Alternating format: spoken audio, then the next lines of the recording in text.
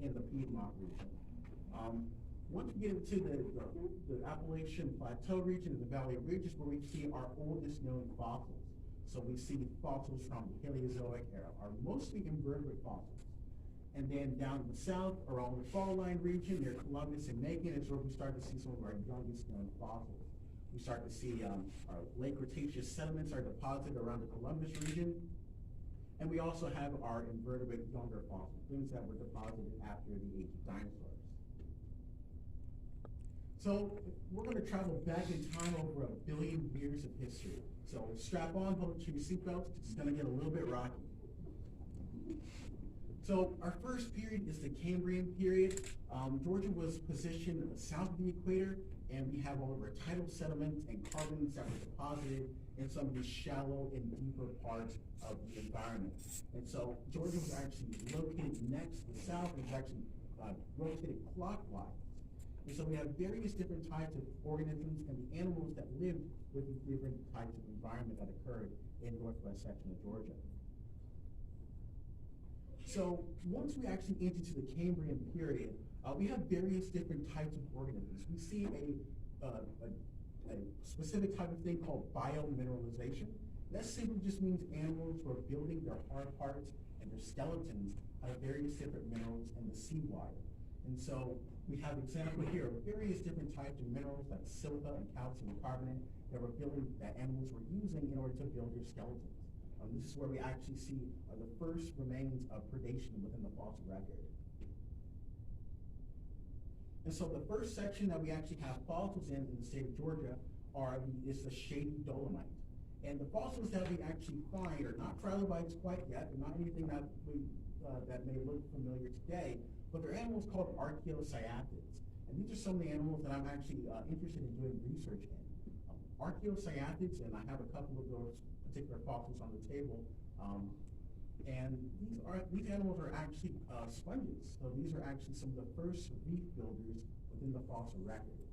And we actually have these particular specimens located in northwest section of Georgia, specifically in Bartow County, next to where Tellus is, in Cartersville. And these are actually some of the very first reef builders, and they actually secrete their skeletons out of calcium carbonate. And so we have a lot of these different types of animals recorded in the shady dolomite. It's around 516 million years old. These are actually some of the oldest known fossils in our state. So next we move on to the Rome Formation, which is over 515 million years old. And within that formation, we see a variety of different types of sedimentary structures. This lets us know that this particular formation was actually deposited a little bit closer to the sea. This was kind of like more of like a beach type setting. So we have ripple marks. We also have mud cracks, which lets us know there was water coming in, and it's also lets us know that there was water drying out. And so this is a section within the formation that we can actually say that this was deposited a little bit in a shallow-like setting, more kind of like a mudflat type setting. So the formation that we see the most abundant fossils in is one formation that you may guys have collected in. It's the Conasauga Formation. This is a shale-like unit that actually has an abundant variety of different types of fossils. And we see a variety of different types of trilobites as well. And that's our next fossil that we're going to be talking about. Trilobites are my favorite types of fossils. I adore those different types of creatures. And we have a variety of different types of these creatures recorded within the Conasauga Formation. And so the one that I've mostly collected the most is the one on the very far right, Aesculapius breakifascis trilobites.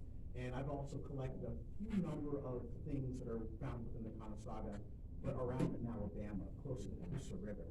And most of those species belong to Illinois, and we've got Arathia and Antiquata.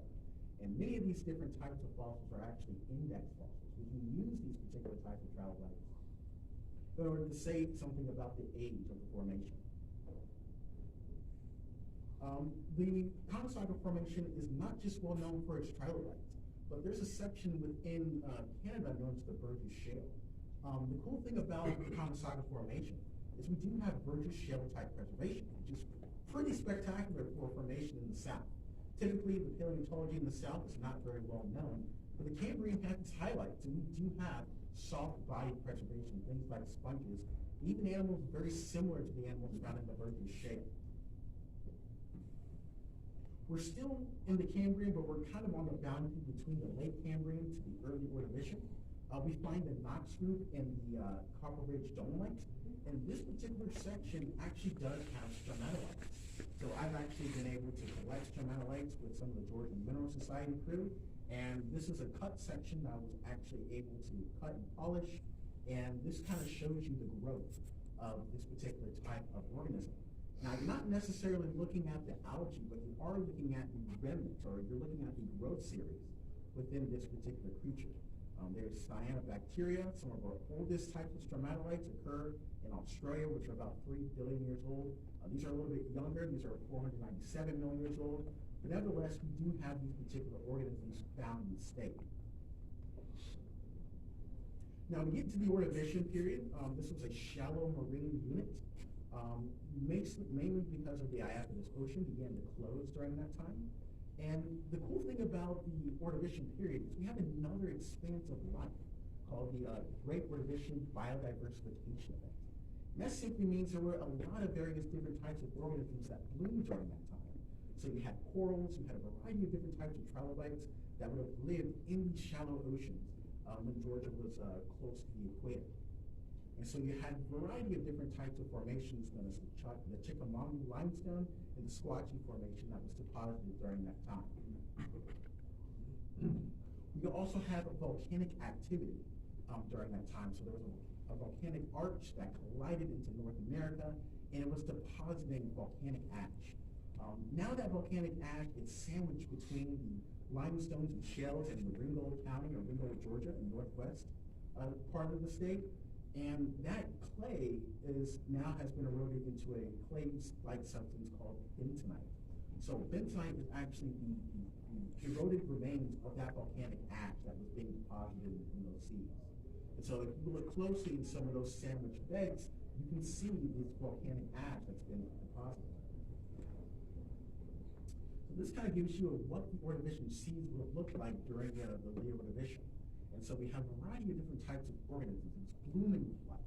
So we have brachiopods, we have trilobites, and one of the apex predators are the nautiloid cephalopods.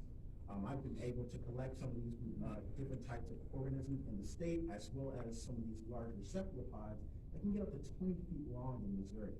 So these were some of the apex predators during that time.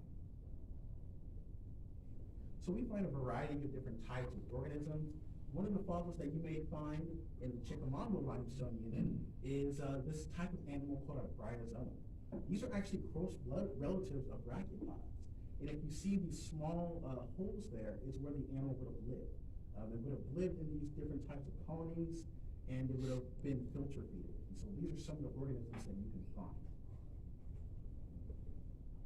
Here's a section within Squatchy Formation. Here are a couple of worm burrows. And then on the far right is actually a starfish resting place. So this section of the Squatchy Formation represents kind of a tidal deposit, and these worms and these different types of organisms were burrowing into the sediment when it was soft and leaving their traces behind. And you've got a starfish resting place that was actually either moving into the sediment, leaving its traces behind in the rock record. We also have crinoids. Crinoids first began to appear in somewhere between the Cambrian, but our stalked crinoids, the ones with the stems, start to appear in the Ordovician period. And this is a small crinoid cup. This is actually quite rare. Most of the fossils that you actually will find of crinoids are the stems, but we do have the top portion, the calyxes of what we call them, preserved in some of the rocks within the state of Georgia. And that same specimen I do have on the table there. So we have some of the very same animals that occurred within the Ordovician, kind of occurred in the Silurian as well. Not much has really changed. We see a higher diversity within tabular corals, and we see mollusks and other different types of organisms that were living during that time.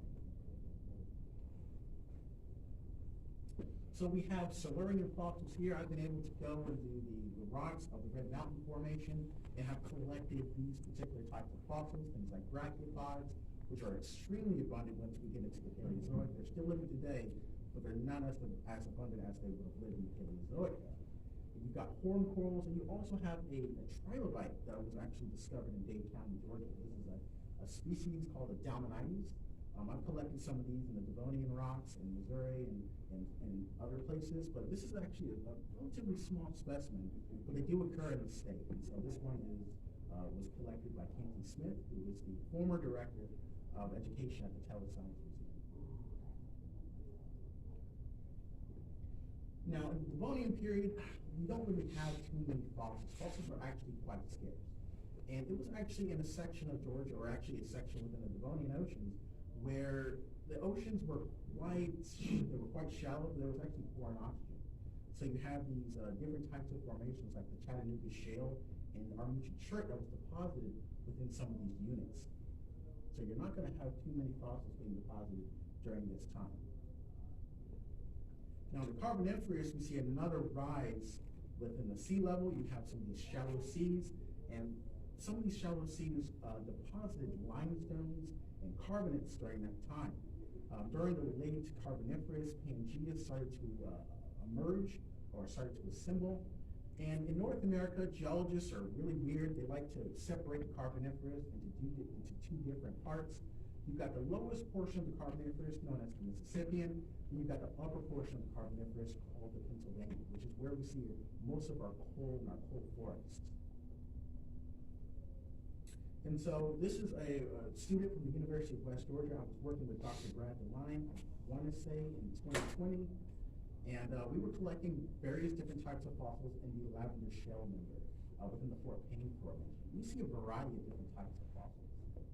So this is actually a sponge that we were actually collecting from that particular outcrop in Rome, Georgia. Here's also a brachiopod that I actually found. So these brachiopods, the sporiferans, occur in the Devonian. They were quite, they first started to appear in the Devonian, but they reached an enormous diversity once we get into the Carboniferous and once we get to the Permian. So these particular types of brachiopods, these winged brachiopods, or what we typically call them out in the field, is what you typically find within some of these Carboniferous rocks in northwest Georgia. So really cool is we're doing new science all the time. We've got sharks here. We've got Carboniferous sharks. So they're not technically related to, or they're not technically modern sharks today. We call these chondrichthyans or cartilaginous fish. But this is a tooth discovered by Dr. Brad DeLine from the University of West Georgia. And I've been on this project, and we published, or we're working on trying for that paper to get published at the New Mexico Paleontology Bulletin. So we submitted that paper. We're just waiting for that paper to finally get published, hopefully this year or next year. So this lets you know we're actually doing new things, or we're finding new discoveries within some of the rocks in the state. So it's really cool that we have this. And so this has kind of been one of my newest projects. We're working with Dr. Brad DeLine from the University of West Georgia, but I've been also working with a couple of other paleontologists, Dr. Brian Michelle and Dr. John Paul Hutton. He's one of the main experts that can study these sharks. This is probably one of the first types of sharks called Stephacanthus discovered in the state. So we're learning so much about the paleontology of the state every time we're finding new things. So the upper Carboniferous fossils, we have mainly just coal forests and ferns and things like that that have occurred within some of these deltaic environments. So now we move on to the Cretaceous period. We're done with kind of the Paleozoic, and now we move into the age of dinosaurs. And so this is where we see some of our first coastal sediments in the state. There were various different types of formations that have occurred. We have the Utah Formation, the Pusetta Sand Member, you've got the Bloodtown Formation, the Ripley Formation, and also the Providence Sand. And so we've got dinosaurs, we've got large alligator-like creatures that were living off the coasts of the state. North America during that time was cut through. The western interior seaway basically cut North America in two. So western North America, you had Laramidia, and then the eastern part of North America, you had Appalachia. And Appalachia is where we see most of our really interesting dinosaurs there. So most of the time, Georgia was covered under a shallow sea. We had various different types of organisms that were living, mainly large marine reptiles, mosasaurs, plesiosaurs, and we had a variety of different types of invertebrates. So here we have a couple of invertebrate animals and a couple of invertebrate animals. We have this animal called Paleontology Nuki from the Blufftown Formation, discovered by Michael Reagan. You have this various different types of variety of sharks and bony fish that were living in those Cretaceous seas. So you have a variety of different types of dinosaurs as well. Our most famous one is called Appalachiosaurus. The holotype, or the original specimen, was discovered in the Demopolis Chalk Formation in Alabama. But we have various different types of bits and pieces of bones from the formations. We've got hadrosaurs, these duck-billed dinosaurs, which are the most common dinosaurs you'll typically find. And then you've got some of these ornithomimic dinosaurs. There was actually just a recent paper that came out about some of these dinosaurs. This particular group, the ornithomimics, and we have a couple of their bones found in the Utah Formation. And this is actually some of the oldest material of these particular types of dinosaurs. Most of these dinosaurs, the ornithomimids, occur in the latest part of the Cretaceous. We call the Campanians, the Menstrichian.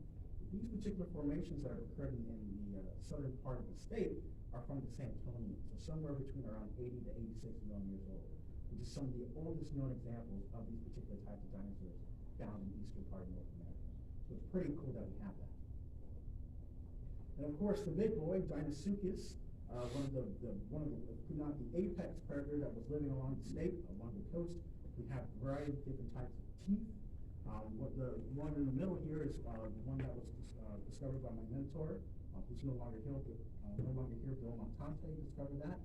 And we've got a variety of different types of bones and skull material that's found in Deinosuchus. So this was a big, massive animal. It would have been at least around 30 to 40 feet. And we start to close the Cretaceous, and so we ended by a mass extinction event, a meteorite hitting the Earth.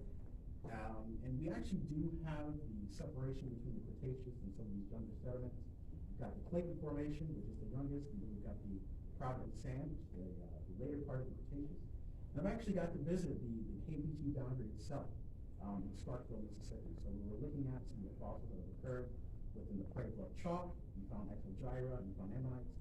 Once you start to get into the Clayton Formation, you start to see a variety of different types of fossils. So there was a separation there. And I also got to actually find these squirrels, these microtectites, this ejecta that was basically this glass that was hitting the Earth and was flying out to other different types of localities, and we actually do find that material being washed into the Clayton. But we don't have that here in the state. I don't know why exactly, but we don't seem to find the evidence of that asteroid here in the state.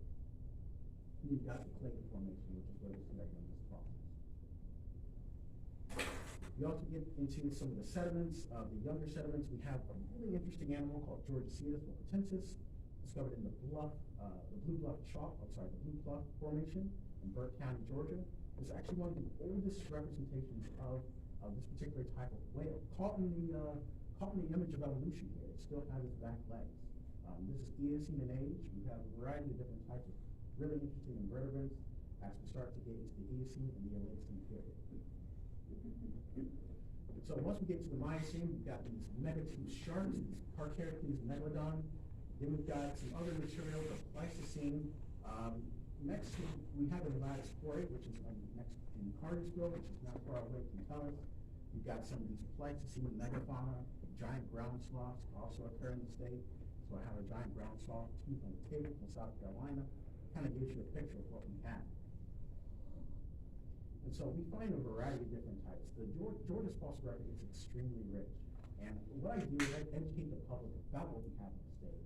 And it's so interesting that we have such diverse fossil record. And it's important that all of our community can understand and know what we have in the state, because it's extremely fossil rich. So I want to say thanks to a variety of different people who helped me create this presentation and letting me use their images. I could not have created this presentation without them. And here are my sources. Thank you for